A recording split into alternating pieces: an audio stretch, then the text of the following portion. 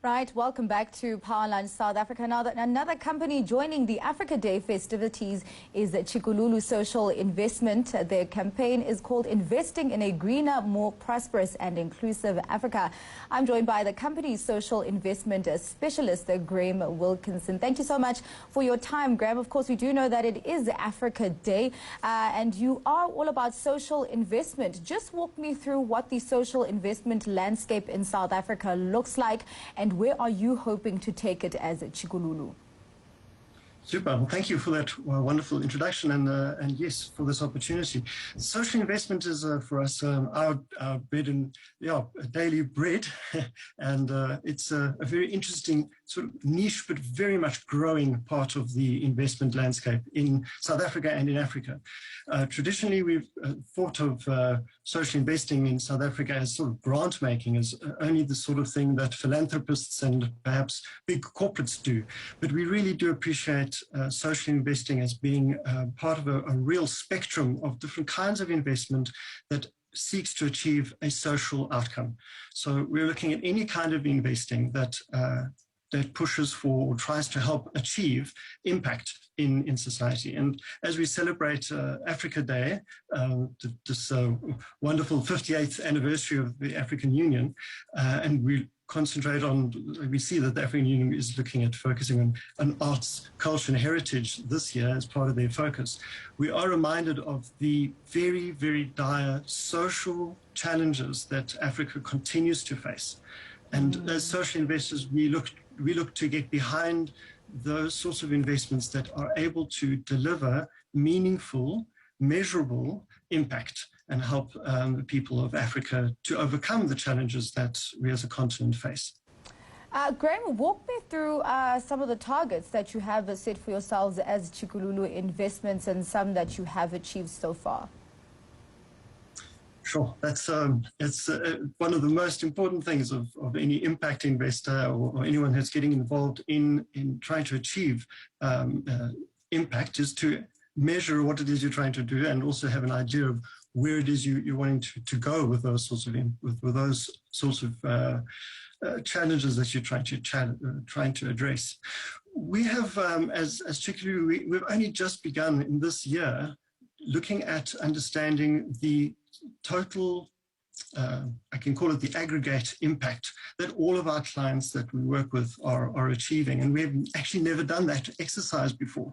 And it's proving to be quite an interesting and challenging journey. But we do know that of the funding that we've been helping our clients invest in social activities over the last, Chikululu's been going since 1998, but just looking at just before pre-COVID, things changed now, of course, during COVID, we were investing in the region of 60 to 65% of the R500 million that our clients have invested in social activities in the education space. And so there are so many different outcomes just looking within the education space, is looking at how many people are getting trained, are being educated, are being stimulated as in their early childhood.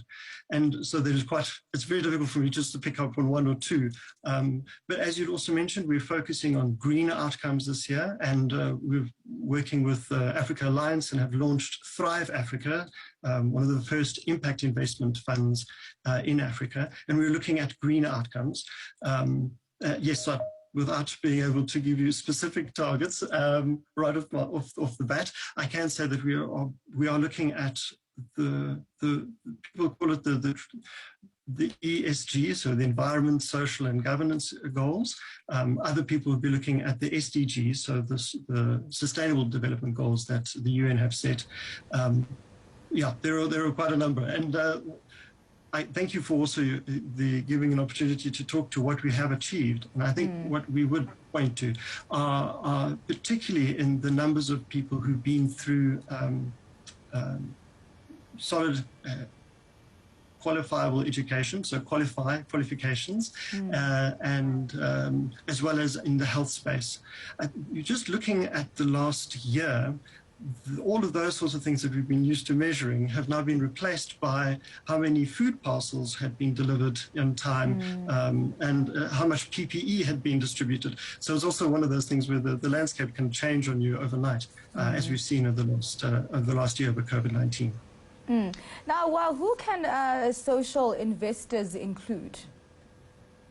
Well, we really do see a spectrum of social investors, and from the one end we can look at philanthropists, so those who have the wherewithal to get to have sufficient funding to provide financial support. But we also know that in Africa we have what's regarded as one of the highest philanthropy rates, or the highest giving rates in the world. If you just look at how many Africans are prepared to give to help their fellow Africans, and it might be helping family, but that is one of the first spaces where we do see a tradition of giving is in a philanthropic space. But we also do see a growing number of corporates that are looking very seriously, not only in South Africa because of their BEE credentials, they're trying to get BEE points, or because they have a social and labor plan connected to their mining license, they might be obliged to invest in social investing. But throughout Africa, we are seeing more and more corporates wanting to demonstrate their social value proposition, where they are able to invest in community as a stakeholder, as part of their economy. And so we are seeing corporate social investment growing, but we also see this new type of investing, which I've referred to as impact investing, where people are looking to put capital into initiatives that help achieve social outcomes, with the expectation of getting their capital back. And we're seeing more and more of those sorts of activities where investors are investing for profit, but also for impact. And so we get this differentiation between those who are impact-first investors and those who are finance-first investors, impact investors. And so there's quite a spectrum of investors that get involved in social investment. And with these corporate investors, I mean, where do you see most of them leaning towards, impact first or finance first? Well, yes, I think one would very quickly have a look at the total investment market in South Africa or in Africa, and you'd see that, of course, most investors are only in the market for financial returns. What we're beginning to see is a very small but growing niche of investors who are actually finance first. And we can name a few examples of impact first.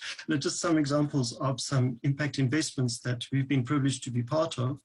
One includes a social impact bond, which concluded in November last year, which saw the target of 2,000 early childhood, 2,000 youth or children in the ages, I think, from 3 to 5, who were provided with quality early childhood stimulation and development opportunities over a 3-year period. That was the target of the social impact bond, and 4,000 children were impacted during that process of that 3-year intervention. But there were 3 impact first investors who invested 7.5 million rand into that initiative, and they received their capital back plus 14.4% internal return on investment. For them was better than expected, and that was all based on the social impact bond. It's just an example of an investment where a financial return was achieved. You can also look to 4,000 children received quality over a 3-year period. So we're able to see that both the impact and the financial returns are coming through. Of course, we do know the importance of that impact investment. I mean, just on Friday, Fitch, a ratings agency, said that South Africa's rating was constrained by exceptionally high inequality. So we do welcome that social investment that aims to close that gap. Thank you so much for your insights, Graeme. That was Graeme Wilkinson, the social investment specialist at Chikululu Social Investments. Just to update you on those markets,